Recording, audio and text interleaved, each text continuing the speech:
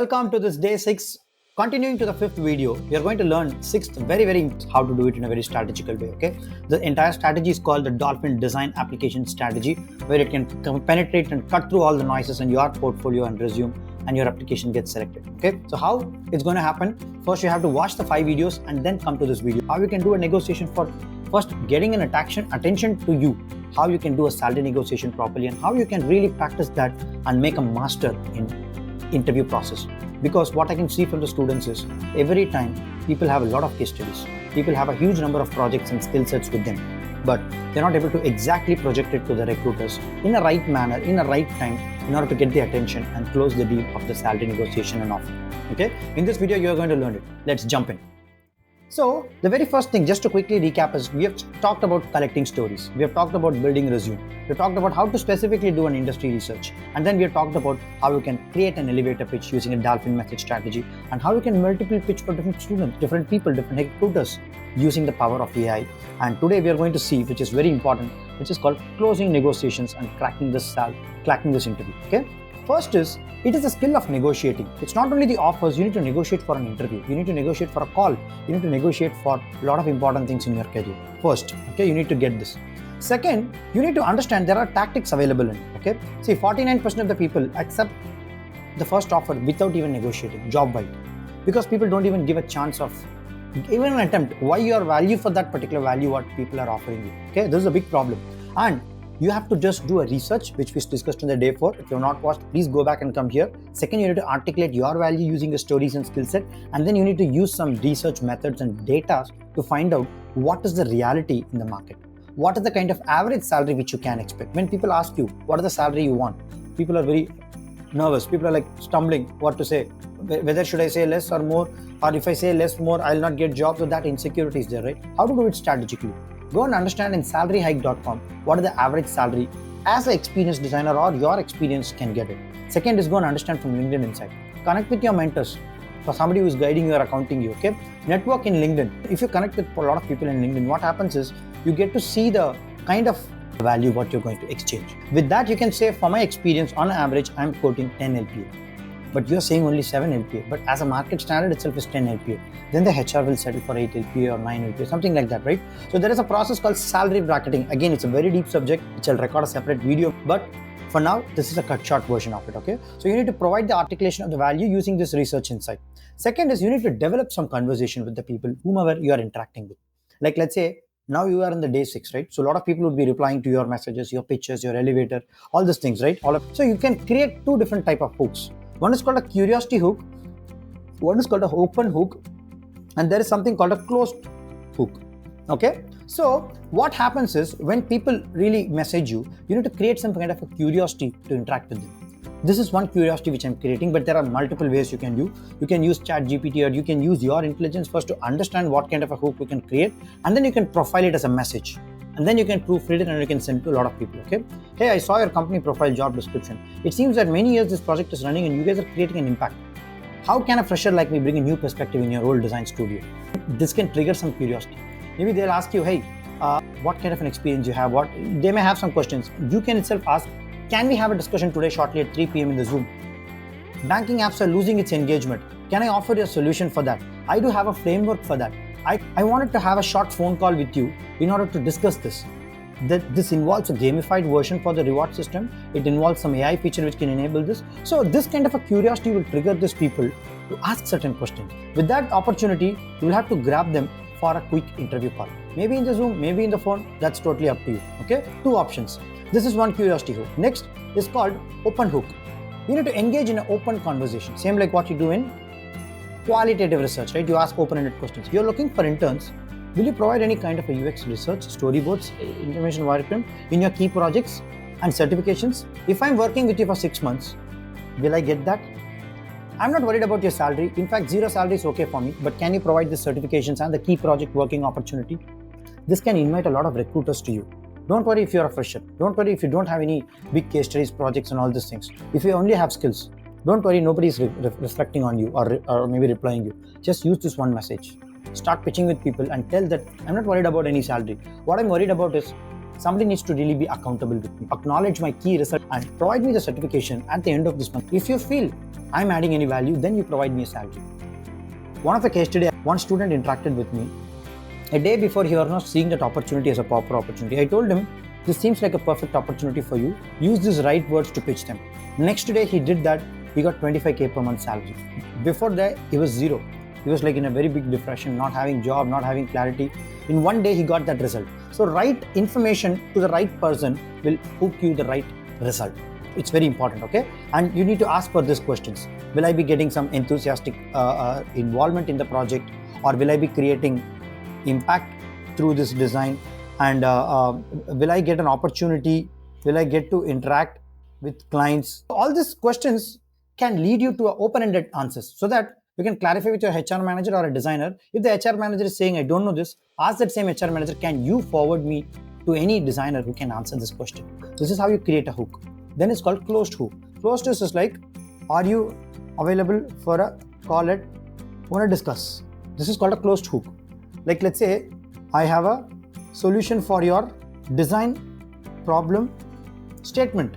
Let's say they have posted any problem statement in their profile or LinkedIn page or any design task or something. You're just asking them, I have a solution. Can we discuss at this call? This is called closed loop. You're just telling, come. This can be reached after building some trust with the people. This can be reached through different interactions, and after that you can pitch them. All of these hooks, there are in fact 12 different ways in which you can hook, guys. But it doesn't matter whether you know all or not. On that presence of moment, on that instance, what you require, you have to think and do it. That's it. Okay. So what do you do? How do you do this exactly? You can do it in 4 different ways. Your first conversation should have a hook. Not necessarily it can be a pain point. You can say more than 50% of the designers lack this kind of skills. Particularly, this is the exact skill I got. So you can see, after you hook the person with an attention, then you're creating a pain area and then you're showing it.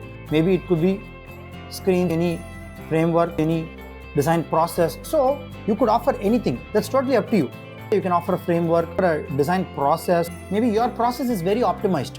Like, let's say if 10 steps are taking for a person to go and achieve an application, maybe in your work, in your framework, maybe it can be in just 10 steps. Banking, easy loan, that could be a project. So you can just hook them through the solution by creating this. And then what you can do is you need to give a call to action. So ideally your pitch should have a hook. You should tell the pain point. You should offer a solution what you're trying to say. Don't just tell pain. Okay, just tell your solution. In one day you can do a project. Even if you want to understand what is this industry doing, how I can get through the job here, go and listen to my audio in Spotify or Apple. One day project. The link will be there in this particular description. You can go and watch it. When people do a project in one day, understanding the pain area of a company, you will penetrate through a lot of noises and other applications, because that's what people are looking for. Directly you can hook them. You need to have a hook. You need to have a pain area what they're facing. You need to bring your solution, give a call to action. Ask them for a call, ask them for an interview, ask them for a design task. That's how it needs to be done. So this is how you initially cut through all these noises, and then you can invite them to negotiate, to come into your interviews first, to interview you first, and then you can go and do a different kind of a salary negotiation and all this. You can do preparation of mock interviews. You can find out certain common questions what designers ask. Like, let's say, why do you switch careers? They'll ask like that. They'll ask you what salary expectation is there. They'll ask you like, can you relocate? And they'll ask you like, what's your motivation in a design? So there are some common questions which you can be prepared of. Okay. 76% of the people believe preparation stands out because they make a very impactful impression in the course of time. Okay. This is about interview strategies. And I'll tell you some practice sessions also. You can do a mock-up interviews focusing on your storytelling. You can find a partner or a peer who can do that. Or if you don't have anybody, type out what is your pitch, what is your kind of an interview when somebody asks you, like, let's say, hey, who are you? Introduce yourself. Tell me why are you expecting this job role? What is the salary you're expecting? If you can do a text of say 2 to 3 minutes and paste it in this comment of this video, I'll make sure I read that and I'll give you personalized feedback. If you want to connect with me, you can drop in your email. I can able to do it. No problem. Even you can message me directly from this video so that I'll give you a personalized feedback, what you're lacking, what mistakes you're making, and then you will know exactly how to pitch, how to grab the attention, how to get the thing negotiated for your attention, and then you can go and ask for salaries and value and whatever you want.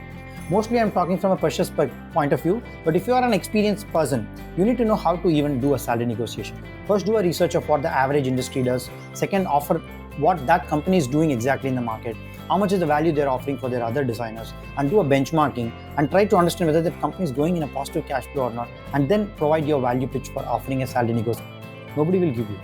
I've helped students getting 2x very easily with just using the right words. Recently, one of my students have cracked 1.5x. But the point is, he did not use the exact words. He got a little nervous during that negotiation. Because of that, his salary got reduced, or else he would have got at least 12 LPA. Last, he ended up in 10.5 LPA. So the usage of right words with the right person at the right time will get you the right offer. Okay? I hope it is very clear for you. I just told you about this, one example and case study. People have increased up to 20% just with doing negotiation. Ask, it comes with only case to case. It doesn't come with just like random, I've learned the skill, I'll go and apply. It comes with the proper accountability, and it requires some mistakes and practice, and then you can do it proficiently without any problem. When you say yes, no, take a time to decide that. Because sometimes the 15 LPA job will have a lot of conditions and agreement which will say like you have to work in night shift, you need to work with this kind of hours, you have to deliver this kind of a task within a month. That will screw your life. You need to be very carefully choosing the offer. Whether it's low or high, be clear on what is your requirement and then choose that. Even if they are accepting, you need to ask for time. Sometimes people will pressurize you. Hey, why don't you tell your exact expectation of the salary now? Because I need to close the deal. For the HR, the deliverable is they have to close the deal and they have to move for the next candidate. So they want to ask you, what's your expectation? You will be nervous. Will they reject me? Be very clear and confident because you did the research in salaryhike.com, invite, job, LinkedIn premium, everything, right? So you know that. 9 LPA is what is the expectation I have. Because in the market, people give approximately 8 to 10 as an average salary, but I'm just asking you very fair offer 9. But they've initially offered you 6. Then what happens is the HR will come back and will say, okay, HR will give 8. From 6, you already increased to 8. The moment if you ask, exactly this is what I want, they'll not give you. You need to go a little higher to make them come down and close it. This is one technique called salary bracketing. Again, there are a lot of artful techniques which is inside the salary negotiation, which I cannot possibly cover in this full video, but in the coming videos I may cover. But also, it all depends on the exact present tense. What is your case study? What is that job? What is that description you are facing? And how you can create that particular question and ask them. If you understand this, you'll be able to get a better offer. Second is, I'll give you an activity. Choose any person or a mock-up interview, or maybe if you are allowed, do this to me in this particular comment and do a role play. Create a 5 minutes introduction of you and send a voice note or a text message of that. Okay? You can record your voice and transcribe it using AI tools and send that text to me. You can also do a role negotiation play in that 5 minutes. There is a structure to it. You can do it. So tell about yourself, personally, professionally, and tell about what's the skill you got, passion, hobby. Don't tell hobby. Your passion should solve a problem. Then only it's called a skill set. Or else it's just a hobby. I like cooking. I like gardening. I like car racing. With that, are you earning some income or are you helping some other industries and businesses? Then it's called a hobby. How can you help them use their skills? Tell that through your case studies and projects. And tell how you can find a fit over there and give them a call to action. Try to tell this in 5 minutes. And then switch on the timer again. Try to tell this in 3 minutes. And then switch on again. And then tell it in 1 minute. Give a 3 introduction and send it to me in this video. I'll be more than happy to read all of your comments and give you a personalized feedback how you can improve over the course of time. Because it's not about you're just listening. You have to take action and you will know that this particular action is going to get you results faster. Okay? I hope this video is very clear for you. I wish you all the best to try it out and give me a comment, and I'll also send my email ID. Whoever wants to send me a personal email with their introductions, please do it. I'll be more than happy to help you out. Okay? Take care. All the best. See you in the next video, which is the last important video. Bye-bye.